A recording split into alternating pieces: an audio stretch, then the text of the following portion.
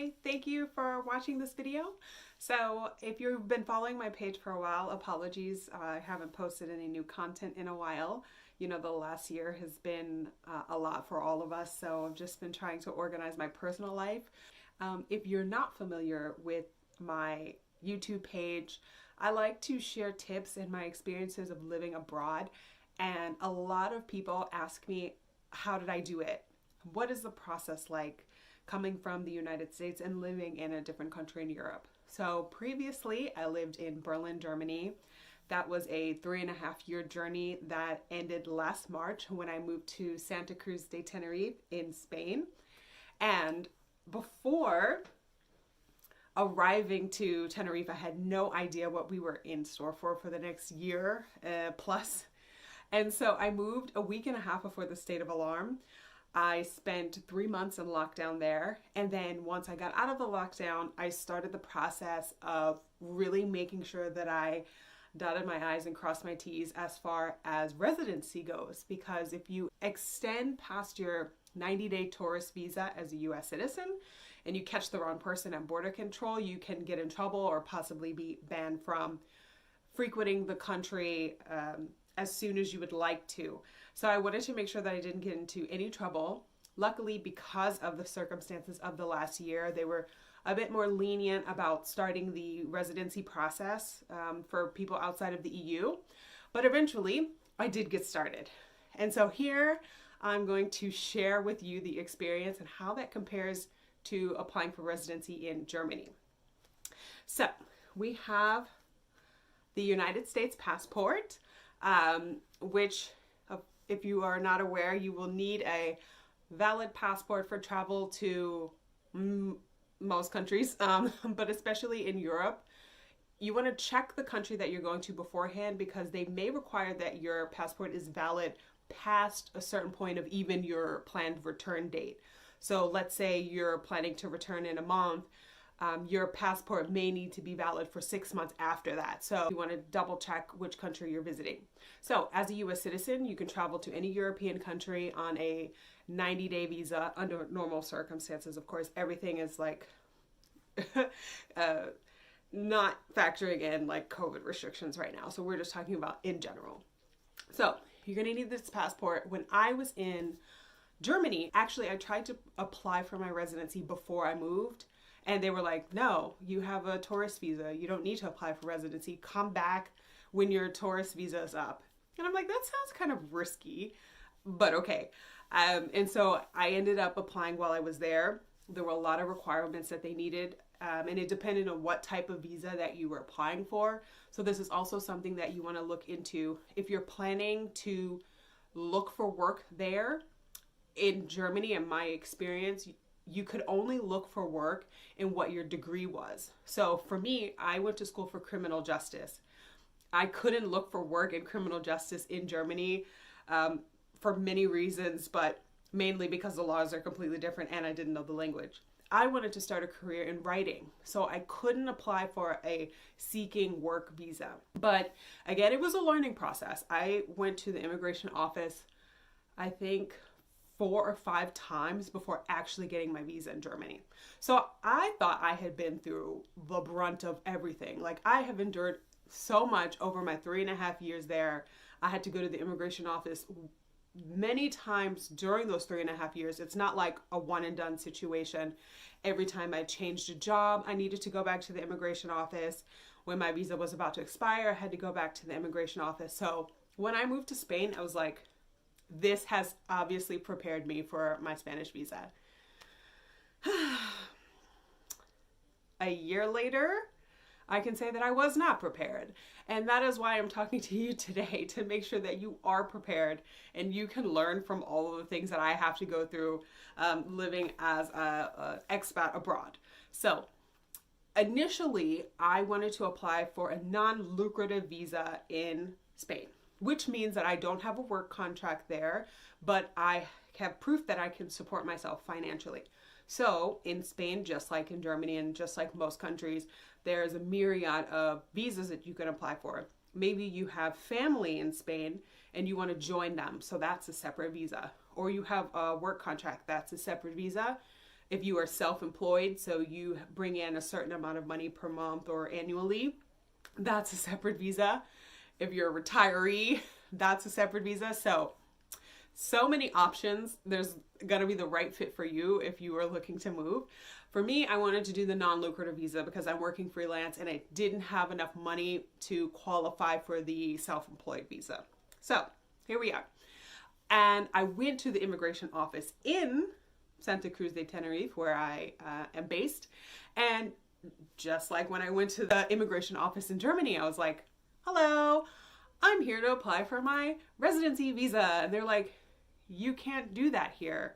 I'm like, what do you mean? It's the immigration office. If I can't do it here, then where can I do it? And they're like, they gave me a paper. They're like, you need to contact the U.S. Embassy in the United States, like based on where you live. And I was like, okay, well, it's a global pandemic. So obviously I'm going to be able to do everything by mail, or maybe even they're offering remote interviews. And so I contacted the U.S. Embassy of Spain in Washington, D.C., because that was the closest one to Maryland, where I'm originally from in the United States. And I explained to them, you know, I was a resident of Germany, and I was interested in investing in property in Spain, which I did end up doing. And so I wanted to understand, what do I need to do to get my visa to live here legally? And they said, okay, send us all of these documents. So for Spain, again, there's like 5 or 6 main things that you're going to want to have. It's the proof of income or the work contract. You're going to have health insurance that covers you in Spain. So it could be a Spanish health insurance, or it can be an international health insurance that covers you in a myriad of countries. You're going to have a proof of income, or the balance that you have in your account that they're going to require you to have. It's nice if you convert it for them so they have a good idea of how much money you have, especially if you have bank accounts in different countries. You're gonna also have to provide them with a medical certificate. So this is a fun thing that I really want to stop and emphasize how important it is to get this one right? Because this is what held up my residency visa. So on top of needing to have a medical certificate, you're also going to have a background check. Under normal circumstances, it needs to be valid within 90 days. So for me, this was a bit tough because I was, again, based in Europe. You can have the background check done in the place that you lived in the last year. So I actually did both. I had one from Germany, and then I also did my own fingerprints. This doesn't always work. I have another friend who lives in Ecuador, and she said her fingerprints were rejected. So you may want to check with a professional. But I did my own fingerprints, and I sent them to get my background check done in the United States. You're also, big tip, gonna need to get those fingerprints and that background check authenticated. So it's not enough that you pay to have your background check done. You're gonna want to have that authenticated. Actually, they technically call it the Hague Apostle. I hope I'm pronouncing that right. If not, please don't call me out on it. But it's Hague Apostle. And this is also another separate agency. So you get your background check done from the FBI, and then you also have to send your background check to another department to get it verified. So keep all of this in mind when you're applying for your visa. So anyway, let's go back to that health certificate, because I want to share with you my experience. So I saw medical certificate, right? Super vague language. And so I went to the doctor that I was seeing in Spain, and I explained to them that I needed a medical certificate. And they said, okay, you have to go and pay for a medical certificate at a pharmacy. So it's an official document that is somehow not located at the hospital or doctor's office. It's only located in the pharmacy in Spain. I got this official certificate. I went back to the doctor. So they had to do a bunch of tests, blood work, urine, check me out physically, ask me about my history, mental, and everything.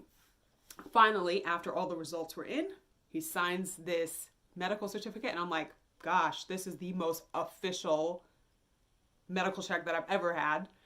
And I put it all together with my documents, and I sent it away to the embassy in Washington, D.C. from Spain. I get an email stating, we will not accept a medical certificate from a Spanish doctor. It has to be a U.S. doctor.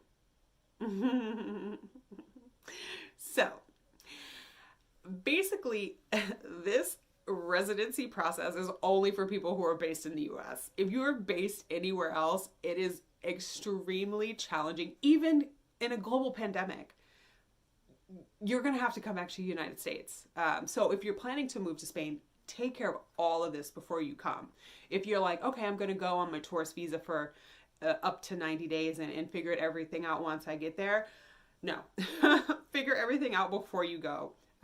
This is really going to save you a lot of time, a lot of energy, because for me, being someone who was not based in the United States for the previous 4.5 years, this was very expensive and quite inconvenient. So this is why I'm hoping to save you some time and some money, regardless of where you are in the world.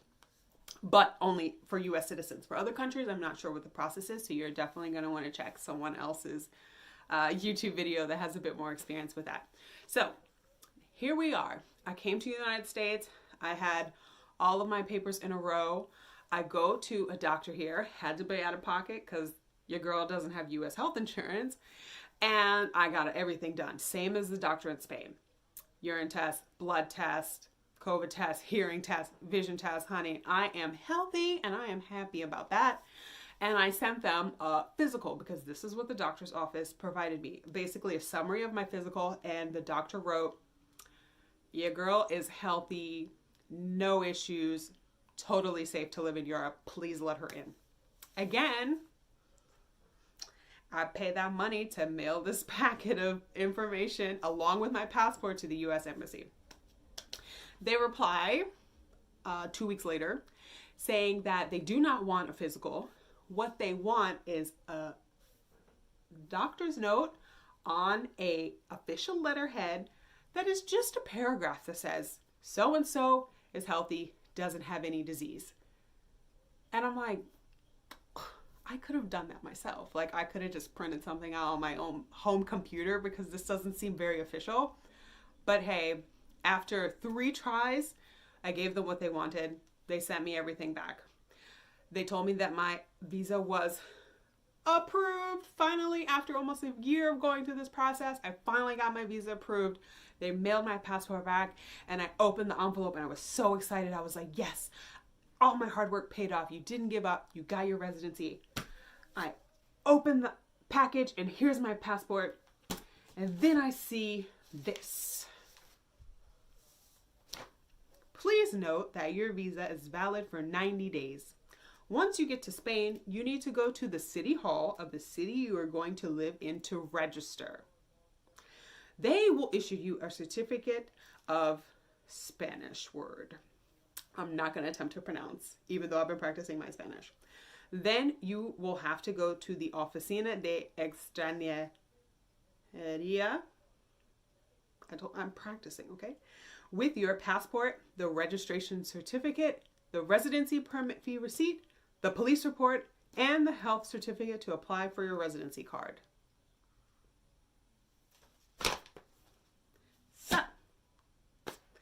once you do all of these things, you get your funds and your coins together, you get your health insurance, you show your proof of income, you have your work contract, you have your background check, then you get that verified, and then you go to 3 different doctors. Okay, that's just me, but you go to the doctor and you get your medical certificate, and then you go back to Spain and you show them all these papers, and then you go through the process all over again. So, joke's on me, I don't actually have my residency yet. This is something that you're also going to want to consider. Once you do all of these things and they say that your residency is approved, what they mean is you get a temporary residency card that allows you to travel to Spain. Then once you are in the place that you are registered or you're planning to live, so you have to have that ready to go before you apply for your residency visa, right? Then you go to your city hall, you show them all of these papers, they're going to give you another certificate. Then you take that to the immigration office. And then you have your residency for Spain. Yeah, I know. Again, I went through a lot in Germany, and I thought that, there was nothing that would top that. In applying for residency in Spain, it topped it. So I want you guys to learn from all of the things that I've been through for the last several months. Use these tools and these experiences and this story to help you have a much smoother process of moving to Spain as a U.S. citizen. I'm going to keep you updated on once I actually get my residency. I'm probably going to be showing it off minus all my personal information. But I hope that this was helpful. I'm also here for questions. If you have specific questions about anything that I talked about in this video, please feel free to comment below. You can also reach out to me on Instagram at Sarita Braxton. And yeah, I'm just here to help, honestly. I don't want anyone else to have to go through this process and be completely surprised and disappointed at how long it's taking and how many things you didn't get right the first time, right? So, as I always say, I'm going to try and post more content soon, but we'll see. Thank you so much. I'll talk to you soon.